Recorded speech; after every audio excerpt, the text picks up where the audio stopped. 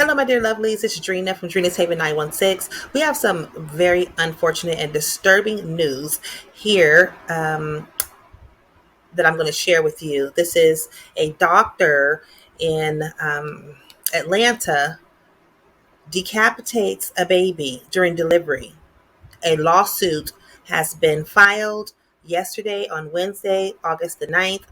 Now, the baby's mother and father, Jessica Ross and Travion Isaiah Taylor Sr., attended a news conference in Atlanta where their attorneys announced a lawsuit against Dr. Tracy St. Julian and Southern Regional Medical Center, a hospital in Riverdale, Georgia, where Ross went on July 9th to have her son.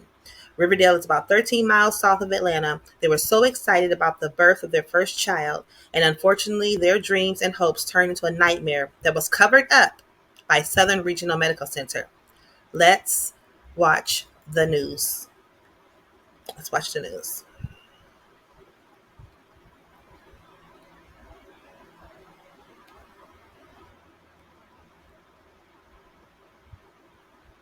And young black mothers in America.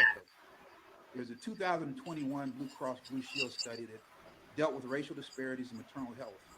In that study, they determined after deep scientific research that in majority black communities, these women have a 63% higher incident of having damage to themselves or their babies.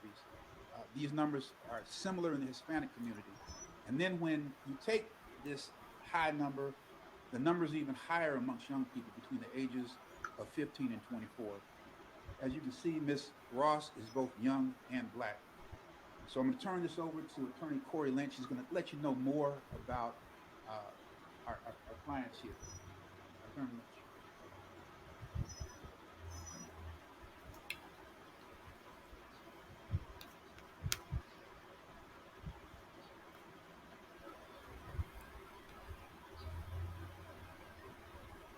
To the authorities of Clayton County or the Clayton County Medical Examiner.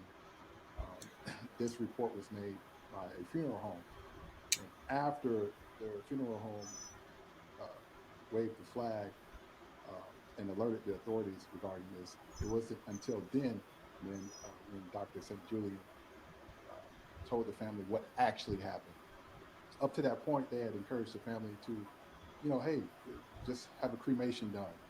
Oh no, you cannot do a autopsy. Well, if you want an autopsy, you have to get it paid for you by yourself. You're not entitled to that. They did everything in their power to try to um, not let the family know uh, what actually happened on that date. Um, and that's unfortunate. And there is a current investigation going on with Clayton County Police Department, head of medical examiner's office, as well as the GBI, into the failure to report uh, the death that happened and this incident.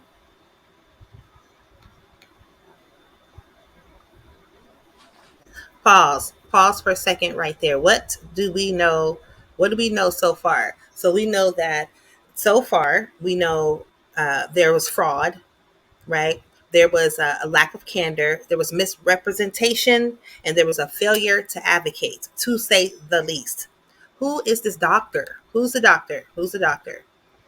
The doctor is Dr. Tracy St. Julian, a board certified obstetrician and gynecologist. She's been practicing in the Atlanta area since January 2005 and is also a certified robotic surgeon specializing in the treatment of uterine fibroids and abnormal uterine bleeding.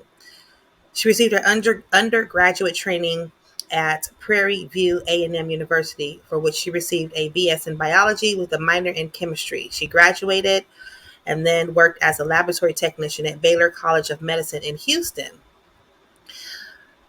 Texas. She received her first year of medical school in 1992 at the University of Texas Medical Branch and was also commissioned in the Army the same year. And she received her doctorate of medicine in 96. Listen, the statistics that the attorney shared with us about African American women and the same of Latino women, 15 to 24 years old, have a higher rate, 63% increase in these types of fetal demise. It is unfortunate. I have personal experience with that, and also my daughter have experience with that as well. And my heart goes out to this family. Let's continue to watch the news coverage.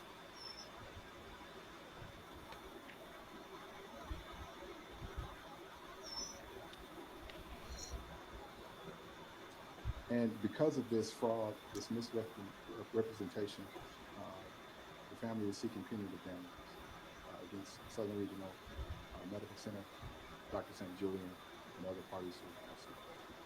Attorney Lynch is going to tell you a little bit more about our client first. All right, Jessica and Travion met, at North Clayton High School, and that's where their love story begins. They've been together um, for a little while, and they were so excited about the birth of their first child, and they went to Premier for care uh, because they were close by. They were in the neighborhood, and because there were women doctors there, and they thought that they would get the best care there. But unfortunately, their dreams and hopes turned into a nightmare um, that was covered up by Southern Regional Medical Center, and that's why we're here today. Thank you, Attorney Lynch. Let me just tell you very briefly. Let me just tell you all about what happened. Okay. Uh, on July the 9th, 2023, just a few weeks ago, Jessica and Travion, they were excited. She was 37 weeks pregnant at that time, and they were really, really looking forward to the delivery of their firstborn child. Her water broke at about 10 o'clock in the morning on the 9th. Appropriately, she went over to labor and delivery over at Southern Regional. They admitted her and put her on an IV and gave her some medicine to basically progress the delivery. She labored for about 10 hours, and then probably around 10, well, strike that about 8:40 in the evening, she was fully dilated and told her to start pushing. Well, during the course of the pushing, the baby stopped descending. There's something called a shoulder dystocia, fancy word for saying that the baby's shoulders could not fit through the pelvic girdle. It got stuck by the bone there in the pelvic girdle. That was recognized, and what wound up happening after that is just brutal. Uh, Dr. St. Julian came. I'm going to pause right there for a second. If you've ever given birth or you've been in a delivery room when a mother is giving birth to her child and she's pushing and pushing and pushing and nothing is happening, at some point the doctor needs to either grab an obstetrician so that they have a professional there to see what is going on, or consider the possibility that a C-section needs to happen because the baby is not moving. The baby is wedged. The baby can only be in that confined space for so long. And in this particular case, that is exactly what happened. And the baby got hung up on the shoulders. And that is unfortunate. I've seen it happen before. Like I said, my daughter gave birth to my granddaughter, and she was almost like the same thing. She was hung up in there in the uterus, in the cervix, in the vaginal area, and she lost a lot of oxygen, and it's very unfortunate. Let's go ahead and continue listening.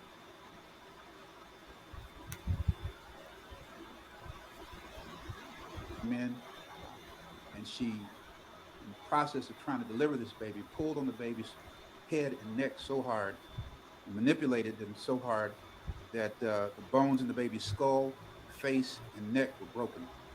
Mm, mm, When Dr. St. Julian finally took Miss Ross to the operating room for a C-section, cesarean section, where they cut the belly and deliver the baby through the abdomen, uh, when the womb was opened, the feet came out, the body came out, and there was no head.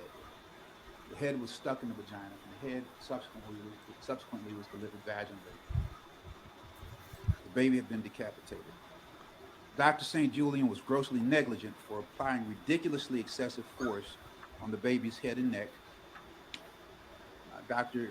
St. Julian and the nurses at Southern Regional Medical Center, they were grossly negligent for not getting the help of the on-site in-hospital OB in a timely manner. They have a hospitalist obstetrician who's there on site.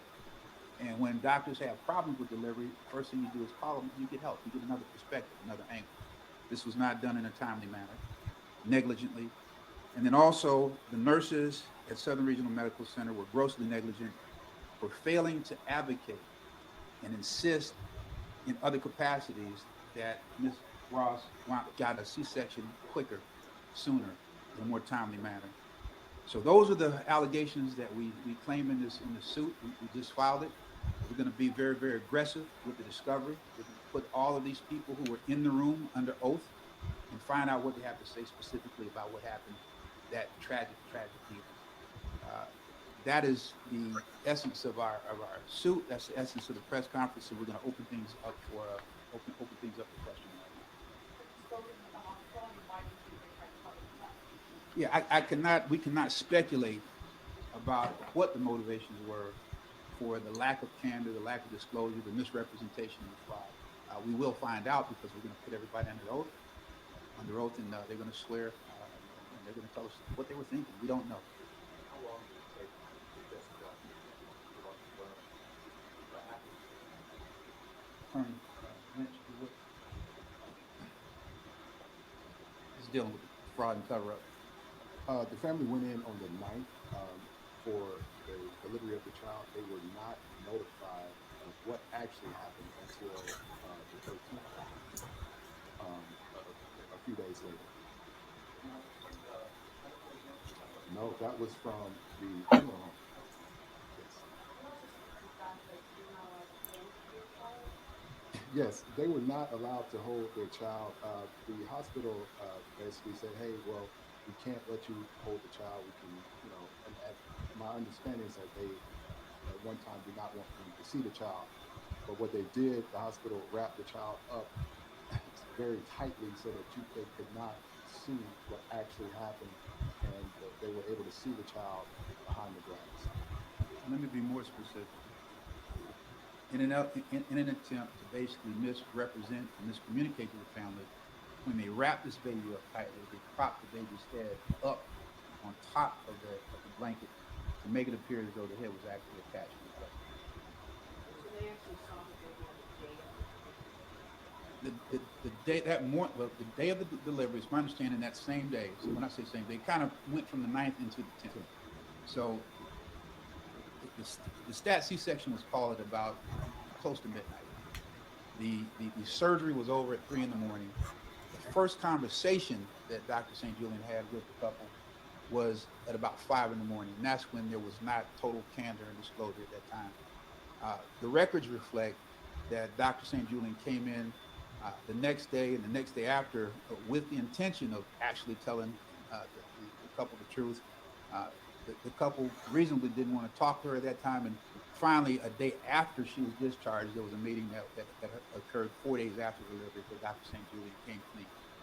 Just for clarity purposes, can you kind of go through the timeline of when birth happened or the C-section, Sure. when they learned that they did not make it, and then when they learned Okay, what actually okay, happened? and all of this is in the complaint in the facts, but And can you step closer to it? yeah, all of this is in the complaint and it's in the facts. But the water broke at about 10 in the morning. They were admitted into the hospital at L&D at about 10 in the morning, 10:11 in the morning. The labor continued at about 8:40 in the evening. That's when she was fully dilated and she started pushing. All of the shoulder dystocia and the failure to sin occurred from 8:40 until about midnight. Uh, at about 11:49 p.m., after Dr. St. Julian had been manipulating the head and the neck and the like, trying to get this baby delivered, that's when she finally called for the stat C-section. And they took Miss Ross from the labor delivery suite, which is a separate room. The operating room was just right next door. So they rolled through the doors and then they proceeded and started with the C-section. The C-section, the baby was delivered at about 12:11. That's what the records show. You can go back to the complaint and just verify. But about 10 minutes after rolling the baby back there, the mother back there, the baby was delivered again. You know, half of the baby first, and then at the head a couple seconds after that. And then at 5 in the morning, after the surgery was over at 3 in the morning. At 5 in the morning, that's when Dr. St. Julian came in and gave them this information.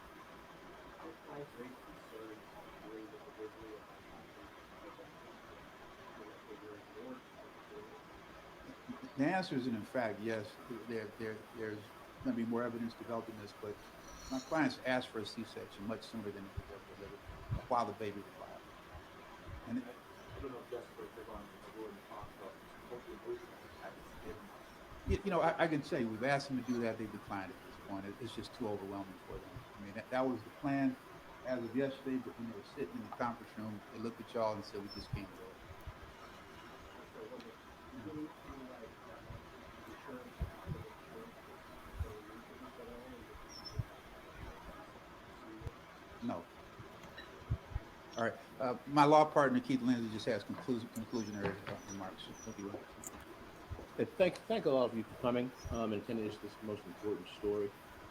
It is as horrific as it sounds. We're happy to email copies of the complaint to each and every one of you. Get with our paralegal Alexis for that.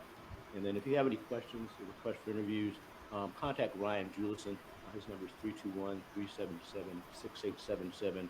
Ryan Julison, and that's JULISON at gmail.com. Again, thank you all.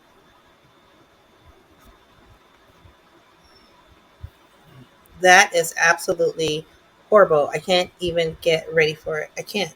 I can't get ready for it. Failure to advocate, fraud, failure to advocate, failure to advocate. Every single person in that delivery room that was involved with orchestrating her care misrepresented, violated the Hippocratic Oath, committed fraud, misrepresented. I mean, the list goes on. What is in the entire world of medical malpractice happening here?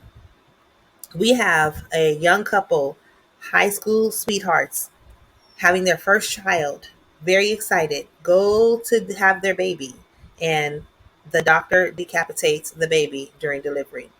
People, the what we learned today and what we've known is that there is an increase in fetal demise among African American women and women of color, and like he said, Latino and African American women, 63% higher, have been suffering from this type of catastrophe. Not necessarily the decapitation of the baby, but what about the ones that are underreported? What about, like I said, I have personal experience of delivering a baby, and he only lived 30 minutes. And it was all a result of these same things: failure to advocate, um, misrepresentation, um, just absolutely. I don't want to get emotional on here. I just want to report this news. And I listen, be in prayer for this family, be in prayer for this young couple, and all of the women and mothers that have experienced fetal demise and stillbirths. And I hope that they get the justice that they deserve for their angel. Okay, thank you all very much. Why don't you leave your comments in the comment section and let me know what your thoughts are as well. It's Drina from Drina's Haven 916, and I'll talk to you later.